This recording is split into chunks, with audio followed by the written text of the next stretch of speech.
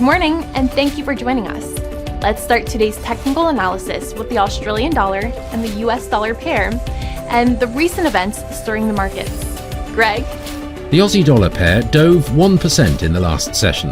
The ROC is giving a negative signal. Alibaba's stock rose 3.3% in the last session, after gaining as much as 4.4% during the session.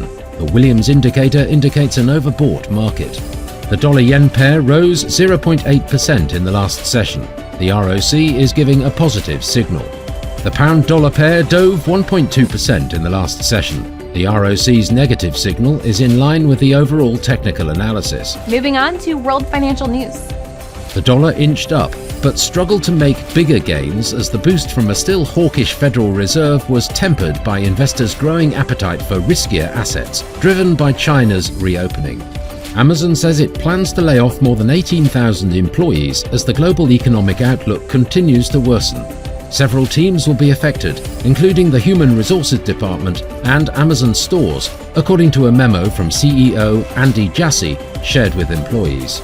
US crude inventories increased just 13 million barrels in 2022, according to API data, while crude stored in the nation's strategic petroleum reserves sunk by nearly 17 times that figure so far this year, by 221 million barrels. Thank you. Coming up, our chief analyst review of today's most interesting economic events. Japan's Jibun Bank Services PMI will be released at 0 hours and 30 minutes GMT. The Eurozone's business climate at 1000 hours GMT. The UK's CFTC GBP NC net positions at 2030 GMT. Japan's CFTC JPY NC net positions will be released at 2030 GMT. The US ISM Services PMI at 1500 hours GMT. The US non-farm payrolls at 1330 GMT. We hope that you've enjoyed today's market outlook.